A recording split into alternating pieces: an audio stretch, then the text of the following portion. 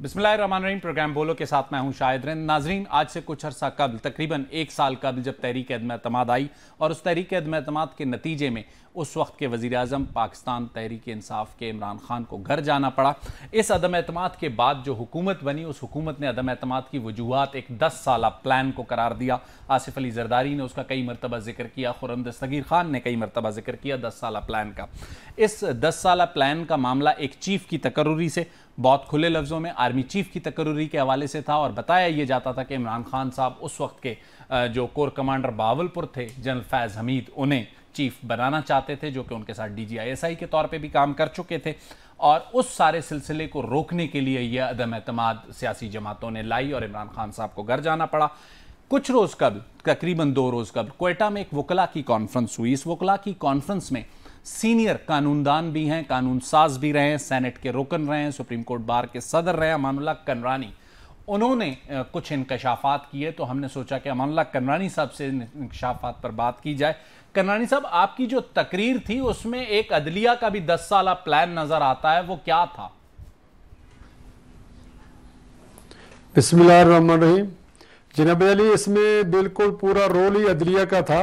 सही। और वो ये रोल की इब्तिदा जो है 2017 से हुई। सही। कि जनाब पनामा का केस बनाकर जनाब मियां मोहम्मद नवाज शरीफ को डिस्क्वालीफाई करना। सही। और फिर 2017 के जो मरदमशुमारी है आइन के मुताबिक उसको CCI में जाना था, काउंसिल ऑफ कॉमन इंटरेस्ट में। सही। और इसका बाकायदा नोटिफिकेशन होना था आइन के मुताबिक। सही। उसको बालाताक रखकर उस वक्त की चीफ जस्टिस जनाब साकिब निसार साहब ने सही अर्ली इलेक्शन करवा दिए बगैर जो है उसको नोटिफाई करने के, जिस पर पूरे मुल्क में तहफुजात और हल्का बंदियां में जल्दबाजी में हुई। सही। और उसके पीछे प्लान ये था कि जनाब साकिब निसार साहब और जनाब कमर जावेद बाजवा साहब का और जनाब आसिफ सईद खोसा साहब का ये प्लान बना के जनाब हम जुडिशरी को अकोमोडेट करेंगे और जुडिशरी जो है जनरलों को अकोमोडेट करेगी। सही। जनरलों को अकोमोडेशन यूं देना था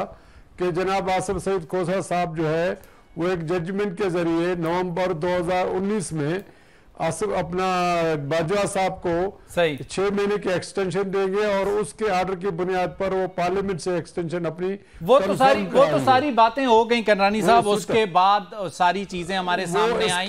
लेकिन अभी जो आपने जो कुछ चीजें नई रिवील की हैं उन पर जरा आइएगा। बैकग्राउंड के साथ दे रहा हूं सर। बैकग्राउंड आवाम को सारा पता है। मौजूदा जो आपके नए रिवील्स हैं उसमें आप ये बताते हैं कि 10 साला प्लान के तहत साकिब निसार साहब मुस्तकबिल के पाकिस्तान के सदर होंगे, इलेक्शन कमीशन में फिलाने जस्टिस रिटायर्ड साहब होंगे, नैब में फिलाने साहब होंगे। वो जरा तफसील बताइए हमें। मैं यही तफसील बता रहा हूं कि उसके नतीजे में उनका प्लान ये है कि जनाब जल्दी इलेक्शन कराओ सितंबर से पहले। सही। इससे पहले कि जनाब काजी फाजी साहब चीफ जस्टिस बन जाएं। और उनका प्लान है कि काजी फाजी साहब को चीफ जस्टिस बनने से भी रोका जाए। सही। और इसके लिए आइन में तरमीम जरूरी है कि वो चाहते हैं कि चीफ जस्टिस का जो टेन्योर है उसको 3 साल कर दिया जाए, वरना वो 65 साल में रिटायर हो जाता है। सही। तो सितंबर से पहले ये 2 काम वो करना चाहते हैं। एक तो मियां साकिब निसार साहब को प्रेसिडेंट बनाना चाहते हैं। सही। दूसरा जो है जनाब आता बंदियाल साहब को 3 साल आइन में तरमीम करके वो देना चाहते हैं टेन्योर पोस्ट, जिस तरह आर्मी चीफ का टेन्योर पोस्ट होता है 3 साल का, वो और पाकिस्तान के चीफ जस्टिस को भी टेन्योर पोस्ट करना चाहते हैं। उससे 2 मकासद हासिल होते हैं। एक तो है कि ये जो है 2025 तक रहेंगे उमर अता बंदियाल साहब, और इस दौरान में अक्टूबर 2024 में जनाब काजी साहब रिटायर हो जाएंगे। उसके बाद जो आने वाले वो एजाज हसन साहब होंगे, वो 3 साल जब रहेंगे 2025 से 28 तक। इस दौरान में नवंबर 2027 में जनाब मंसूर अली शाह साहब रिटायर हो जाएंगे और उसके बाद जनाब मुनीब अख्तर साहब चीफ जस्टिस बनेंगे, जिसको फरवरी 2028 में बनना था। अब वो जो है 2028 की नवंबर 28 की बजाय फरवरी 2028 में चीफ जस्टिस पाकिस्तान बन सकेंगे अगर ये प्लान कामयाब होता है। अच्छा, चेयरमैन नैब और चेयरमैन इलेक्शन कमीशन के लिए कौन से नाम है? अदलिया की पूरी कोशिश ये है बंदियाल साहब की और अपने एजाज हसन साहब की, मुनीब अख्तर की जाती मुफाद है कि जल्द से जल्द इलेक्शन हो और 2/3 इमरान को मिले। अच्छा चले, ये तो इमरान खान साहब का इमरान खान साहब का प्लान हो सकता है, लेकिन आपने जो गुफ्तगू 2 रोज कबल की उसमें आपने चेयरमैन नैब और चेयरमैन इलेक्शन कमीशन के लिए भी 2 नाम साबिक जजेस के लिए, वो कौन थे? हाँ, उसमें आसिफ सईद साहब तो जो है बतौर चीफ अपना चेयरमैन नैब के लिए, और जनाब अजमत सईद साहब को बतौर चीफ इलेक्शन कमिश्नर। सही, क्योंकि आसिफ सईद साहब वो जज है जिसने बगैर कानूनी कार्रवाई के नवाज शरीफ साहब को डिस्क्वालीफाई कर दिया था। 5 जजों में से 2 जज, एक अजमत सईद साहब और आसिफ सईद साहब ने बगैर सुनवाई के उनको डिस्क्वालीफाई किया। बाकी 3 जजों ने उसका केस जीआईटी को भेजा था। ठीक है, मगर बाद में जब जीआईटी ने नवाज शरीफ के खिलाफ केस बनाया, कनरानी साहब आपने ये जो बातें, कनरानी साहब आपने ये जो बातें रिवील की है, आप कहते हैं कि इमरान खान साहब इसीलिए इलेक्शन जल्दी चाहते हैं कि उन्हें बहुत सी चीजें करनी है जिसमें बड़ी अहम तकर्रियां, तैनातियां, एक्सटेंशंस। कनरानी साहब, अगर कल अदालत ने आपसे या किसी भी फोरम पर आपसे आपके इन इंकशाफात पर कोई सबूत मांगे गए तो आप इसे कैसे साबित कर सकेंगे? सबूत ये कि जनाब जो मुनीब अख्तर साहब हैं वो सिंध हाई कोर्ट में 4थे नंबर पर थे। सही, वो कौन सी वजूहत हैं जिन्होंने 4थे नंबर पर साकिब निसार को मजबूर किया कि उसने उस 4थे नंबर वाले को इस टाइम पर लाया ताकि उसके साथ ये कड़ियां बराबर हो जाए। सही, अगर उसके इस एलिवेशन को जो सीनियरिटी के असूल के खिलाफ है, PLD 1996 सुप्रीम कोर्ट 324, ये सुप्रीम कोर्ट की अपनी जजमेंट है, जो सीनियर चीफ जस्टिस होगा वो सुप्रीम कोर्ट में जाएगा। लेकिन कनरानी साहब, कनरानी साहब इस पे एक आर्ग्यूमेंट ये भी तो हो सकता है और अदालत ले सकती है कि हुकूमत ने जब तक इत्तफाक राय नहीं किया उस वक्त तक जूनियर जजेस की तैनाती नहीं हुई। आजम नजीर तारड़ साहब कौन से माफी मांग चुके हैं पिछली तैनातियों पर? तो यही तो मैं अर्ज करता हूं, यही वजह है कि उनको माफी लेनी पड़ रही है, क्योंकि अता बंदियाल साहब जो है अपने लिए अपने आप को स्ट्रेंथन करना चाहते थे। अगर ये 2 जज नहीं होते तो इस तरह अभी जिस तरह वो उनको नकीद डाल रहे हैं पार्लियामेंट को,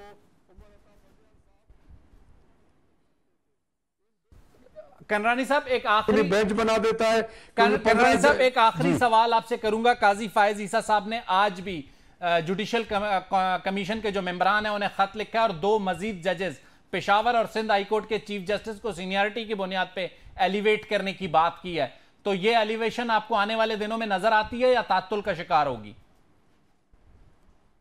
देखें, तात्तुल का शिकार इसलिए होगा कि चीफ जस्टिस साहब हैं जुडिशल कमीशन के सरबराह, वो इजलास ही नहीं बुला रहे। सही, क्योंकि 2 नशिस्तें खाली हैं, 17 जजेस हैं पूरे सुप्रीम कोर्ट में। उन 2 नशिस्तों के लिए सबसे सीनियर मोस्ट जो है अली मोहम्मद शेख साहब सिंध हाई कोर्ट के चीफ जस्टिस हैं और सिंधी हैं। पूरे पाकिस्तान एक वफाक है, कोई सिंधी जज नहीं है और वो सीनियर मोस्ट है।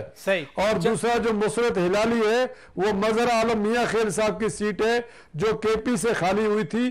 KP से उसका नुमाइंदा आना है, क्योंकि बाकी सूबों से वो जो रिकॉर्ड नंबर है 8 जज जो है लाहौर हाई कोर्ट के बैठे हुए सुप्रीम कोर्ट में लाहौर से, तो अब जो है सिंध और KP से आने हैं। अमानुल्लाह कनरानी साहब ने सजेस्ट किया। अमानुल्लाह कनरानी साहब, आपका बहुत बहुत शुक्रिया, आपने अपने इंकशाफात के हवाले से हमें मौका दिया और अपनी बातचीत हमारे सामने रखी। नाज़रीन, अमानुल्लाह कनरानी साहब ने जो इल्जामात, जो भी, इसे मैं इस वक्त इल्जामात का लफ्ज इस्तेमाल कर रहा हूँ, 10 years plan, sorry London plan हमेशा हमारे दिल में आता है और जुबान पर आता है क्योंकि सियासत में इतना सुन रखा है। 10 ईयर्स प्लान एक चीफ की तकर्री का पहले था और एक और 10 ईयर्स प्लान इमरान खान साहब के इस 10 ईयर्स प्लान के पीछे क्या कुछ था।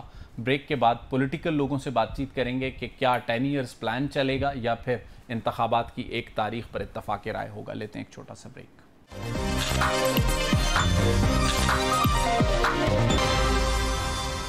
वेलकम बैक नाजरीन। ब्रेक के बाद एक बार फिर आपके सामने हाजिर खिदमत है। नाजरीन, ब्रेक पर जाने से पहले हम बात कर रहे थे सुप्रीम कोर्ट बार के साबिक सदर अमानुल्लाह कनरानी से, जिन्होंने 10 साला मंसूबे पर अहम इंकशाफात किए। इस 10 साला मंसूबे को अगर एक तरफ रखते हैं तो कल का दिन मुज़ाकरात हुकूमत और अपोजिशन के दरमियान जो होने हैं उसके हवाले से काफ़ी इंतहाई अहमियत का हामिल है और इस मुज़ाकरात में हुकूमत और अपोजिशन ने इत्तफाक राय करना है इंतखाबात के एक दिन मुनक्किद होने पर पूरे पाकिस्तान में।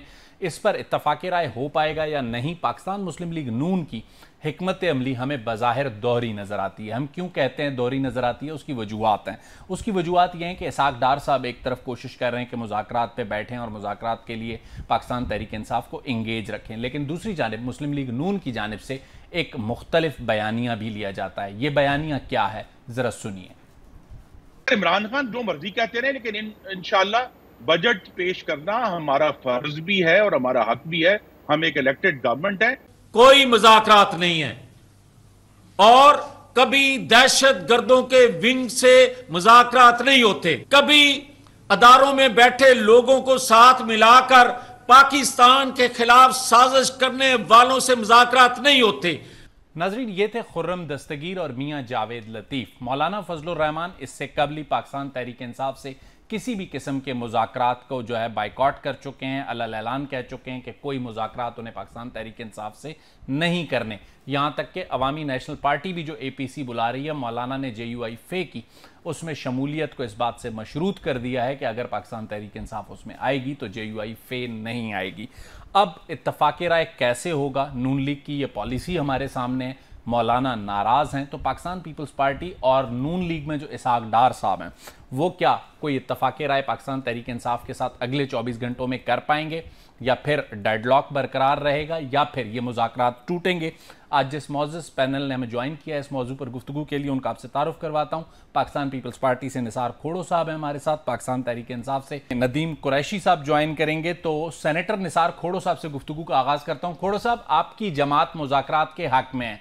नून लीग के जो 2 बयानिए हैं वो हमारे सामने आ रहे हैं, मौलाना साहब इनकार कर चुके हैं, तो आपको लगता है मुज़ाकरात कामयाब हो पाएंगे?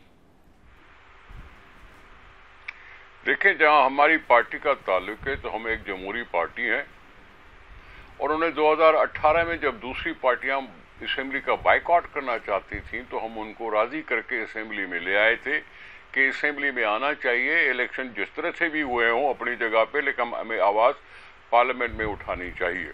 सही। उसके साथ ही साथ आसिफ अली जरदारी साहब ने कहा था इमरान खान को, जो उस वक्त प्राइम मिनिस्टर थे, कि हम आगे बढ़ें, चार्टर ऑफ इकोनॉमी पर हम बात करना चाहते हैं और बात करें हमसे, हम आपसे बात करेंगे। इमरान खान ने लिफ्ट नहीं करवाई। सही।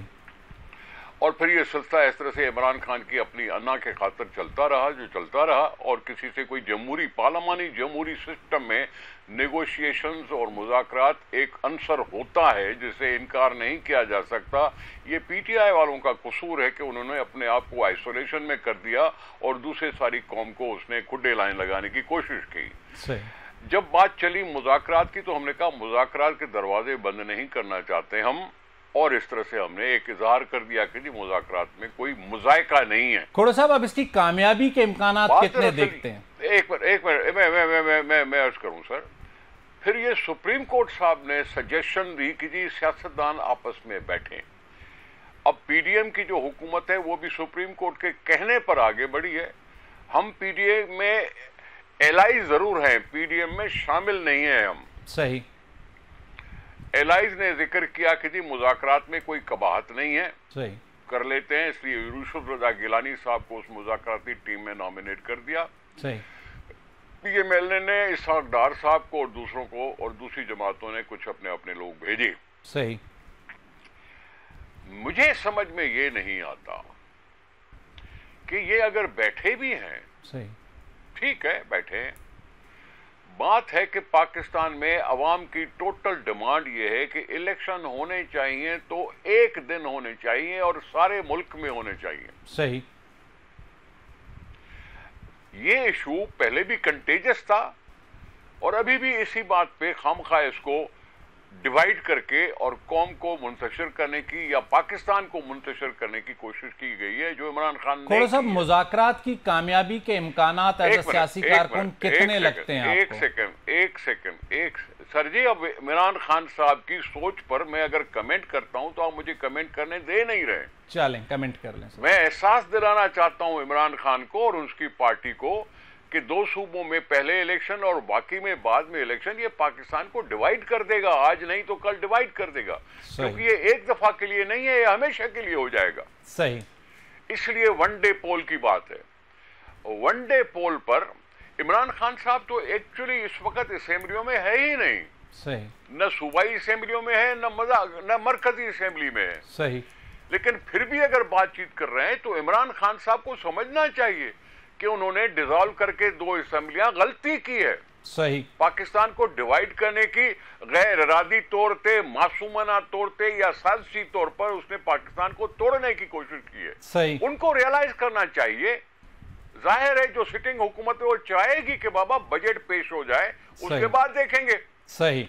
उसके बाद बाकी टाइम बचता कितना है? 1 महीना, जुलाई का महीना बचता है। सही। जून का महीना बजट में जाएगा, जुलाई का महीना बाकी बचता है, अगस्त के पहली या 10 तारीख तो वैसे ही खत्म हो जाता है मैंडेट। मतलब आप लोग अगस्त से पहले असेंबली तहलील करने को तैयार नहीं है। खोड़ो साहब, गुफ्तगू को आगे बढ़ाता हूं। देखिए, मैंने ये नहीं कहा, मैंने ये नहीं कहा, चलें ठीक है, गुफ्तगू को आगे। कहा कि जून का महीना बजट पास करने का महीना होता है। सही।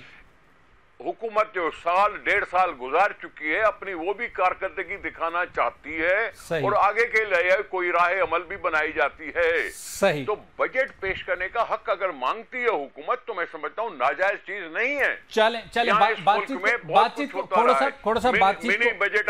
बातचीत को आगे बढ़ाते हैं। आपने जो बात की कि आपका हक है जून में आप बजट पेश करें, आपकी हुकूमत है। इसी तरह पीटीआई समझती है कि अगर मुज़ाकरात को कामयाब करना है तो जून से पहले मई में असेंबलियां तहलील करें। ये दोनों बयानिए आपके और हुकूमत के मौजूद। इनको नाकबंद, मैं इस चीज को नाकबंद अंदेश। चले ठीक है। मुजम्मिल सोहरवर्दी साहब, आप खोड़ो साहब से एग्री करते हैं या आपके ख्याल में खोड़ो साहब गलती पर हैं?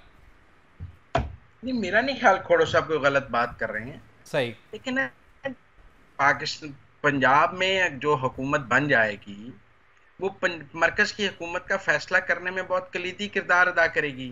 सही। और अगर आज पंजाब में जिसकी भी हुकूमत पहले बन जाएगी वो मरकज के इंतखाबात पर असरअंदाज होगा। सही। जो केपी जिसकी बन जाएगी वो मरकज के इंतखाबात पर असरअंदाज होगा। सही। इसलिए मैं समझता हूँ कि 1 डे पोल की बात बिल्कुल ठीक है। सही। और काफी वजन है। बल्कि मैं तो ये सजेस्ट करूंगा कि एक ऐसी आईनी तरमीम होनी चाहिए पाकिस्तान के आइन में कि अगर जिस तरह कौमी असम्बली की कोई नशिस्त खाली हो तो उस पर ज़िमनी इंतखाब होता है तो वो उस मुद्दत के लिए होता है जो उस असम्बली की मुद्दत बाकी हो। सही। आइंदा अगर कोई अपनी सूबाई असम्बली तोड़े तो उसके इंतखाबात सिर्फ उतनी मुद्दत के लिए हों जब तक कि आम इंतखाबात ना हो। सही। मतलब अगर 1 साल पहले असम्बली तोड़ दे पंजाब की, एपी की, सिंध की, तो फिर 1 साल के लिए इंतखाबात हों, फिर पूरे मुल्क में इकट्ठे इंतखाबात हों। सोहरवर्दी साहब, इंसाइट आपके पास क्या है? मुज़ाकरात कामयाब होंगे या नाकाम होंगे? मुज़ाकरात तो मेरे ख्याल में नाकाम होंगे क्योंकि इमरान खान साहब को अक्टूबर के इंतखाबात वारे में नहीं है और हुकूमत पीडीएम जो है वो अक्टूबर से पहले इंतखाबात कराने के मूड में नहीं है। शॉर्ट एंड प्रिसाइज सोहरवर्दी साहब, क्यों एक तो अक्टूबर उन्हें वारे में नहीं है? आप कहीं अमानुल्लाह कनरानी के उस नुक्ता निगाह से और 10 साला प्लान से जो अदालत के हवाले से लगता है खान साहब का, उससे एग्री तो नहीं करते? देखिए, मैं समझता हूं कि इस बात का तो जरूर खौफ है, जैसे कि पीडीएम को ये खौफ था कि अगर इमरान खान साहब इक़्तिदार में रहते हैं तो वो अपनी मर्जी का आर्मी चीफ ले आएंगे, या कहा जाए कि वो जनरल फैज को आर्मी चीफ ले आएंगे, फिर उसके बाद उनका अगले इंतखाबात में कोई चांस नहीं। सही। अदम एतमाद इस खौफ की वजह से आई कि अगर इमरान खान फैज को चीफ बना लेते हैं तो फिर उनके लिए अगले इंतखाबात में कोई चांस नहीं, चाहे वो पॉपुलर भी हों और जीत भी रहे हों। सही। इसी तरह अब इमरान खान साहब को ये खौफ है कि अगर काजी फायज ईसा चीफ जस्टिस बन गए और आरिफ अलवी ऊपर से हट गए और सादिक संजरानी सदर के तौर पे आ गए, तो फिर उनका वो चांस नहीं है जो कल पीडीएम देख रही थी। ठीक। तो इसलिए वो भी चाहते हैं कि ऊपर आरिफ अलवी और बंदियाल साहब के होते होते इंतखाबात हो जाएं, वरना ये असेंबलियां तोड़ने की कोई जरूरत तो नहीं थी। ये गेम प्लान तो इसीलिए है ना कि कम से कम पंजाब और केपी के इंतखाबात तो आरिफ अलवी और बंदियाल के होते हुए हो जाएं, फिर बाकी का बाद में बात कर लेंगे। मेरे ख्याल में एक खौफ में पीडीएम ने अदम एतमाद मूव की जिसका उनको नुकसान हुआ। वो पॉपुलर थे, अदम एतमाद के नतीजे में उनकी पॉपुलैरिटी को डेंट पड़ा। सही। एक में अब इमरान खान ने 2 असेंबलियां तोड़ दी हैं कि अगर चीफ जस्टिस काजी फायज ईसा आ गए और अलवी साहब घर चले गए तो मैं क्या करूं। सही। कुरैशी साहब, आप मुजम्मिल सौरवर्दी साहब के पॉइंट ऑफ व्यू से एग्री करते हैं कि आप लोग खौफजदा हैं? नए चीफ जस्टिस के आने से पहले आप खौफजदा थे आर्मी चीफ की तैनाती से? बिस्मिल्लाह हमारे नहीं।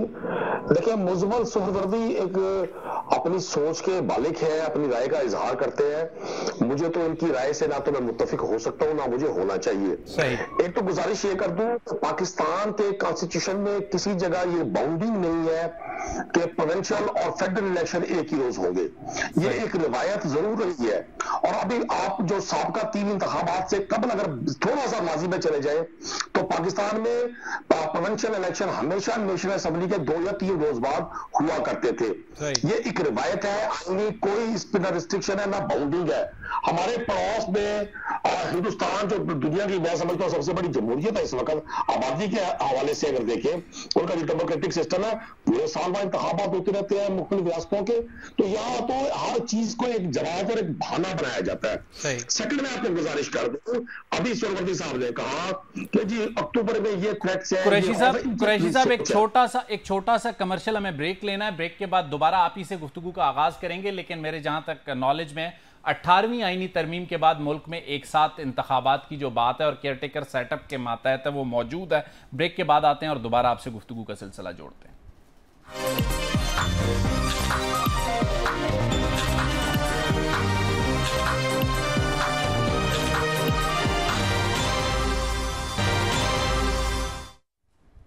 वेलकम बैक नाजरीन। ब्रेक के बाद एक बार फिर आपके सामने नदीम कुरैशी साहब गुफ्तगू कर रहे थे। ब्रेक पर जाने से पहले चाहूंगा कि वो अपने कमेंट को कंप्लीट करें। जी कुरैशी साहब। देखिए, एक तो मैंने पहले भी गुजारिश की थी, दोबारा अर्ज कर देता हूं, पाकिस्तान में जो 1 डे इलेक्शन है ये एक रिवायत है, आईनी तौर पे कोई कदगन नहीं है।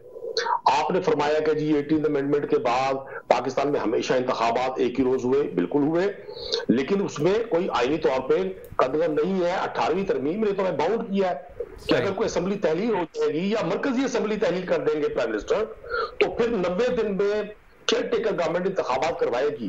और वही आईन में पाबंद करता है कि वो केयरटेकर गवर्नमेंट जो सिर्फ इंतखाबात के लिए डिप्यूट होगी, वो इंतखाबात के इनाकाद तक 90 दिन के अंदर अंदर अपनी महदूद वर्किंग करेगी जो सिर्फ इंतखाबात के इनाकाद से मुतल्लिक है। उसके अलावा वो एक दिन भी उसका रहना गैर आईनी होगा। अच्छा, अब सौरवर्दी साहब ने जो कुछ फरमाया, मैं तो इस पर अपनी राय का इजहार कर सकता हूं, इस अफसोस के साथ कि हम बिला वजह अपने मुल्क के जो कॉन्स्टिट्यूशनल ओहदे हैं उनको दानिस्ता एक खास सोची समझी स्कीम के तहत हम उनको मुतराजा बनाने की कोशिश करते हैं। सही। एक वक्त था, मुझे जब मैं रुकन असेंबली था अभी चंद माह पहले, सौरवर्दी साहब जैसे दोस्त फरमाया करते थे कि ये तो जी जनरल फैज ने इनकी तो पार्टी बनाई थी, फलां एस्टेब्लिशमेंट ने इनको सपोर्ट किया था, ये तो सिलेक्टेड लोग हैं, ये तो एक मखसूस छतरी के बगैर चल ही नहीं सकते। भाई अब तो कोई छतरी नहीं है, पाकिस्तान की आवाम की छतरी पहले भी थी, आज भी पाकिस्तान की आवाम की छतरी है। चूंकि कुरैशी साहब जो बात आप कर रहे हैं वो बिल्कुल अपनी जगह पे आपका पॉइंट होगा, लेकिन मेरा जो सवाल है, मुज़ाकरात कामयाब होने के इम्कानात आपको कितने लगते हैं? और अगर कल तक मुज़ाकरात कामयाब नहीं हुए तो पीटीआई की हिकमत अमली क्या होगी? देखिए जी, इन मुज़ाकरात में कोई ऐसा एटॉमिक फार्मूला, हमने कोई ऐसा साइंटिफिक उसूल वज़ा नहीं करना जो बहुत ज्यादा को गंभीर हो। बड़ा सिंपल सा मैटर है कि पाकिस्तान की आवाम को ये हक दिया जाना चाहिए कि वो वोट के जरिए अपने मुंतखब नुमाइंदों का फैसला करे। अभी वजीर आज़म शहबाज शरीफ साहब ने एतमाद का वोट लिया, आपने देखा लास्ट वीक नेशनल असेंबली से, उस नेशनल असेंबली से जिसमें अपोजिशन नामी कंपोनेंट मौजूद ही नहीं है। लेकिन अपोजिशन खुद गई ना कुरैशी साहब। सुन तो लेना सर, सुन तो लेना जी, अब मेरी बात मुकम्मल हो जाने दे। ये मतलब कोई सास बहू का झगड़ा नहीं है जो हम खुद गई या खुद नहीं गई, खुद असेंबली तोड़ी, खुद असेंबली नहीं तोड़ी, क्यों गई। भाई कॉन्स्टिट्यूशनल एक स्टेप लिया। आप एक तरफ 18वीं तरमीम का क्रेडिट लेते हैं, उसी 8वीं तरमीम में जो चीजें मौजूद है आप उसको डिस्क्रेडिट कर रहे होते हैं। हम चले गए, हमने कहा जी हमारे नजदीक हम मान ले, नहीं माने गए। स्पीकर साहब की रूलिंग भी, स्पीकर साहब की स्टेटमेंट भी, स्पीकर साहब का बयान भी मीडिया की नजर हुआ। लेकिन मुझे इंडिविजुअल हर आएगा मेंबर और अपना रेजिग्नेशन एक्सेप्ट करेगा तो मैं मानूंगा। बाद में क्या हुआ, दर्जनों की सूरत में उनको मंजूर कर लिया गया। इसका मतलब है सब कुछ एक पॉलिटिकल गेम थी। मैं गुजारिश कर दूं, जिस वजीर आजम ने कौमी असेंबली से एतमाद का वोट लिया, मेरे हिसाब से मैं पाकिस्तान का शहरी हूं, एजुकेटेड शहरी हूं, रुकन असेंबली रहा हूं, उस असेंबली को पाकिस्तान की आवाम की। कुरैशी साहब, आपकी बातें सारी बजा हैं। जब मुज़ाकरात की बातचीत चल निकली थी तो 2 रोज कबल जो खान साहब ने बयान दिया कि मई में असेंबलियां तहलील होंगी तो बातचीत होगी, अदरवाइज नहीं होगी, तो ऐसा लगता है कि पाकिस्तान तहरीक इंसाफ जो है ना वो किसी चीज पे यकसू नहीं है, पॉलिसी दिन पे बदल रही है। पाकिस्तान तहरीक इंसाफ हर बात पर यकसू है। मैं गुजारिश कर रहा हूं, जिस असेंबली से ये एतमाद का वोट ले रहे हैं, उस असेंबली के पास अब अवाम का एतमाद ही हासिल नहीं है। पाकिस्तान मुस्लिम लीग नून से कोई शख्स पूछेगा कि आपने जिस आईनी फैसले के तहत जो सुप्रीम कोर्ट ऑफ पाकिस्तान ने दिया, आपने इलेक्शन शेड्यूल का अनाउंस करवाया इलेक्शन कमीशन से, आपने अपने लोगों को टिकटें अलॉट नहीं की। सही, अगर पाकिस्तान पीपल्स पार्टी टिकट अलॉट कर सकती है। चले कुरैशी साहब 1 मिनट के लिए आपको रोकूंगा, खोड़ो साहब को गुफ्तगू में ऐड करता हूं। खोड़ो साहब, आपके ख्याल में ऐसा नहीं लगता कि तीनों सियासी फरीकैन, यानी आप भी मुज़ाकरात का हिस्सा हैं, पीपल्स पार्टी, पाकिस्तान मुस्लिम लीग नून और पाकिस्तान तहरीक इंसाफ, सुप्रीम कोर्ट की वजह से बैठ तो गए हैं, तीनों की कोई दिलचस्पी नहीं है कि कोई इत्तफाक राय करके उठें? सर, मैं पाकिस्तान की बात करूंगा सर, न सुप्रीम कोर्ट की, न किसी और की, न किसी और की। सही, मैं पाकिस्तान की राय कायम करूंगा। उस पर बात करना चाहता हूं कि आपको पता है कि जब पीटीआई की असेंबली ने, पीटीआई वालों ने जब असेंबली से इस्तीफा दे दिया, उनका इस्तीफा कबूल किया गया, तो यह बनता था कि उसमें बाय इलेक्शंस हो जाती। सही, 90 दिन या किसी दिन भी इस्तीफा देने के बाद कितने दिन के अंदर अंदर इलेक्शंस हो जाने चाहिए थे, वो नहीं हुए। सही, वो हाउस को इस तरह से छोड़ दिया गया, कोर्टों ने छोड़ दिया, स्टे कर दिया। सही, एक ये गंद हुआ है। सही, दूसरा ये है कि 90 दिन तो 14 अप्रैल को पूरे होते हैं। सही, लेकिन अभी तो केपीके का डेट ही नहीं आई। बिल्कुल, वहां आइन लागू तो होना चाहिए, पाकिस्तान का हिस्सा है, बिल्कुल, लेकिन उसकी डेट की तो कोई जिक्र ही नहीं कर रहा। बिल्कुल। दूसरी बात यह है, तीसरी बात यह है कि ये 14 मई भी आइन के 90 दिन से ऊपर है। बिल्कुल ऐसा ही है। और चीफ जस्टिस ने खुद कहा कि भाई इलेक्शन की डेट जो मांगो वो प्रेसिडेंट से मांगो और गवर्नर से मांगो। सही, आइन में लिखा 90 दिन है, तो गवर्नर या प्रेसिडेंट का क्या वास्ता? सही, इलेक्शन तो इलेक्शन है ना। सही, वो तो बैठे हैं सदारती मनसब पर या कोई गवर्नर बना बैठा है। सही, लेकिन उनसे मशवरा क्यों करो? सही, ये भी एक सवाल है। सही, इन सारे सवालों का, इस सारे गंद का सही हमने गुजारिश की है सबसे कि भाई इलेक्शन के लिए एक दिन मुनासिब होगा। सही, इलेक्शन एक्ट में भी लिखा हुआ है। सही, ये शिक नंबर 69 है, 69। खोड़ो साहब, अगर आपसे सवाल करूं कि 14 मई नहीं, अक्टूबर नहीं, एक डेट पीपल्स पार्टी के जहन में महीना और डेट क्या आती है?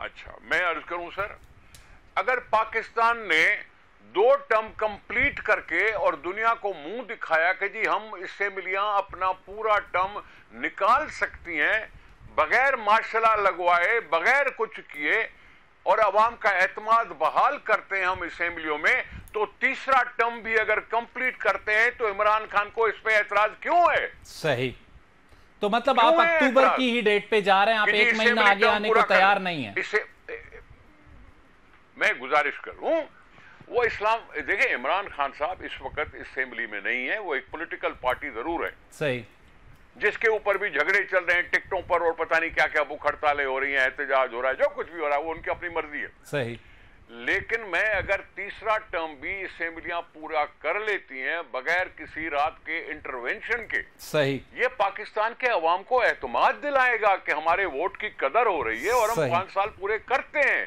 सही, और हुकूमतों को अच्छी तरह से जांच पड़ताल कर सकते हैं कि किसी ने कितना काम किया, किसने कितना काम किया। ठीक हो गया। यही तो असल में उसूल है। खोड़ो साहब, अगर मुजम्मिल सोहरवर्दी साहब को ऐड करने की इजाजत देंगे मुझे। इसलिए मैं कह रहा हूं, इमरान खान साहब को कह रहा हूं जी, देखें ना, इमरान खान साहब को कह रहा हूं कि वो इस खामखा की जिद से निकल जाएं। सही, मुज़ाकरात हो रहे हैं, वो खुद भी तो कह रहे हैं सही कि जी हमें वापस आने दो। सही, हम वापस आके आइन में तरमीम करने में आपको मदद करेंगे कि 90 दिन से ऊपर भी जा सकती है इलेक्शन। सही, ये क्या बात हुई? चलें सर फिर और अगर सरवर्दी साहब कह रहे हैं कि जो अगर सरवर्दी साहब कह रहे हैं, और अच्छी बात है कि उन्होंने कहा कि अगर कोई असेंबली पहले तोड़ दे तो बाकी मांदा अरसे के लिए वहां इलेक्शन होनी चाहिए, न कि 5 साल के लिए। चलें, अगर पंजाब में सौरवर्दी साहब ने आप लोगों को एक नया बॉल खेलने के लिए दे दिया है। जरा सौरवर्दी साहब को गुफ्तगू में ऐड करता हूं। सौरवर्दी साहब, तो क्यों नहीं, बॉल खेलने की बात नहीं है, ये आइडियाज हैं। बिल्कुल ठीक है, आइडियाज हैं, ये मुज़ाकरात में आइडियाज निकलते हैं। बिल्कुल ठीक है, ये मुज़ाकरात में ही। ठीक है सौरवर्दी साहब, आपने तो सारी सूरत-ए-हाल से आपको क्या अंदाजा हो रहा है? मुज़ाकरात नाकाम होते हैं, 14 मई को इंतखाबात या कामयाब होते हैं, हमें नजर नहीं आ रहा है अभी तक। 14 मई के बाद अक्टूबर में भी इंतखाबात होंगे या उस पर भी सवालिया निशानात हैं? नहीं, अक्टूबर में इंतखाबात होंगे जब सिंध और बलोचिस्तान। सर मुजम्मिल सौरवर्दी साहब से सवाल कर रहा हूँ खोड़ो साहब। जब सिंध और बलोचिस्तान की असेंबलियां अपनी मुद्दत पूरी करके खत्म हो जाएंगी, जब कौमी असेंबली अपनी मुद्दत पूरी करके खत्म हो जाएगी, तो मुल्क में कोई असेंबली नहीं होगी, तो इंतखाबात तो होंगे ना। सही, अभी आज कौमी असेंबली और 2 सूबों की असेंबलियां मौजूद हैं और कौमी असेंबली ने पैसे देने हैं पंजाब के लिए, और कौमी असेंबली का ये मौकफ है कि इकट्ठे इंतखाबात होने चाहिए। सिंध असेंबली ने करारदाद पास की है कि इकट्ठे इंतखाबात होने चाहिए। बलोचिस्तान देखिए ना, कौन जाके बसिंजो साहब को कहे कि चूंकि इमरान खान साहब ने पंजाब की असेंबली तोड़ दी है, आप बलूचिस्तान की तोड़ दें? कौन जाके मुराद अली शाह साहब को कहे कि चूंकि इमरान खान साहब ने केपी की असेंबली तोड़ दी है लिहाजा आप सिंध की तोड़ दें?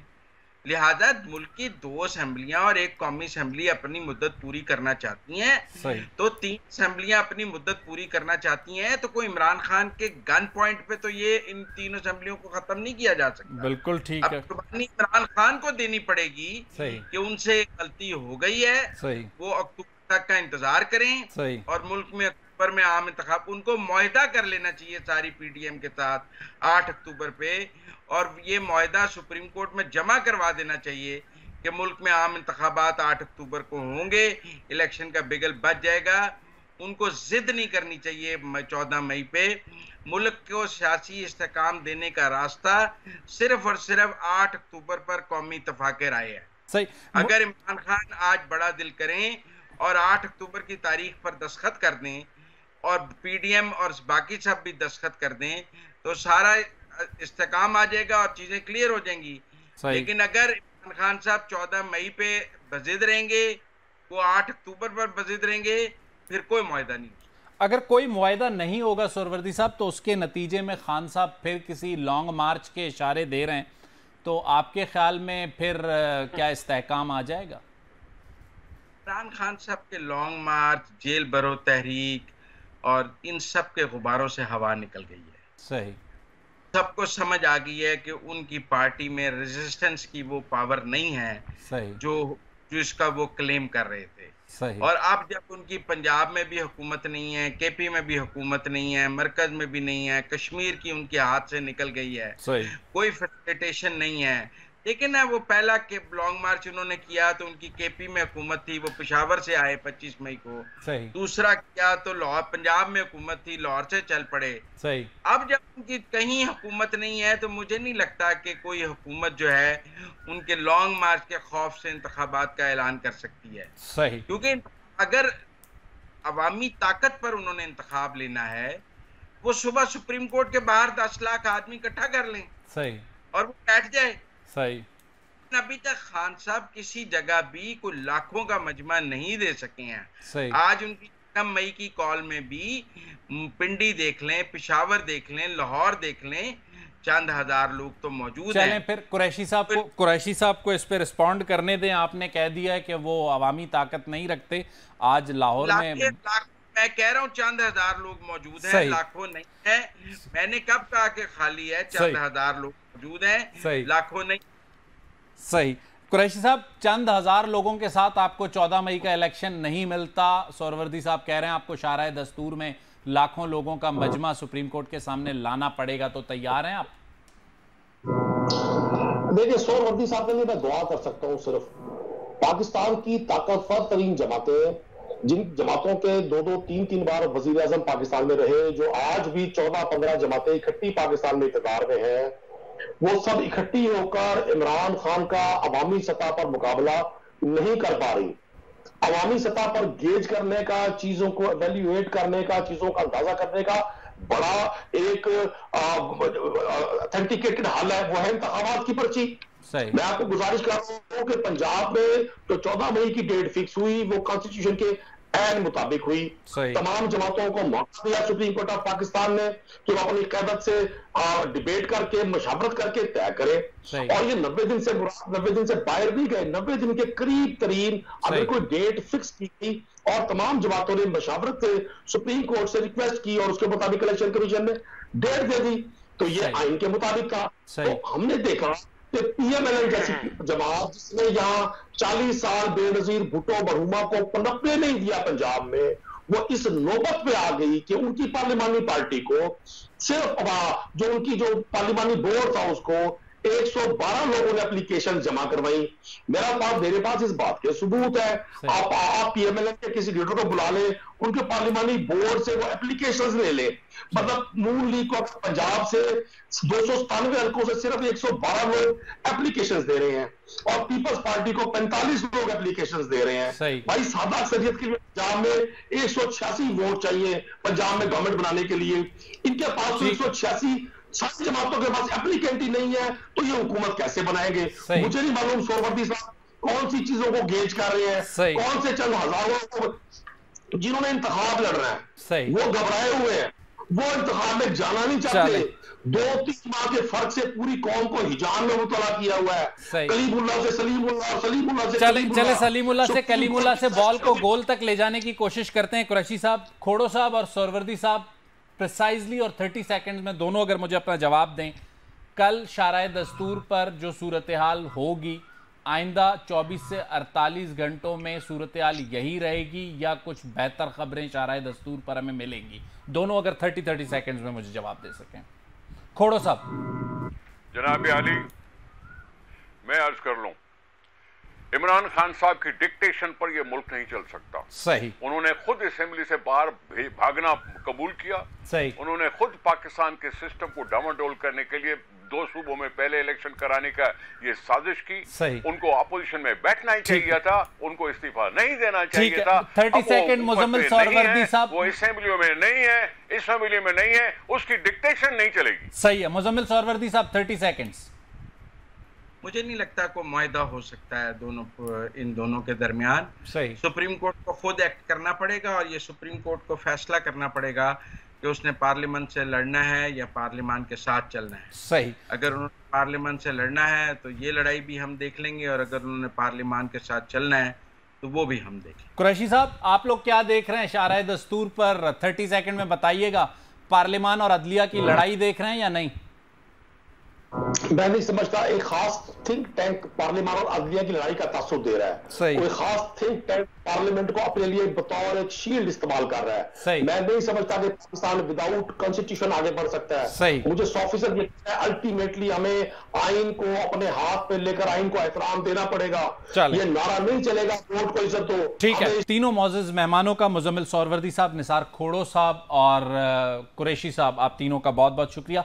नाजरीन, कल दोबारा मुज़ाकरात होंगे हुकूमत और अपोजिशन के दरमियान। इसमें डेडलॉक होता है या फिर कोई इत्तफाक़ राय होता है या फिर ये मुज़ाकरात ख़त्म होते हैं। इसका फ़ैसला कल शाराए दस्तूर पर होना है। इसके साथ साथ अहम मुकदमात की समाअत भी शाराए दस्तूर पर सुप्रीम कोर्ट के बेंच नंबर 1 में होनी है।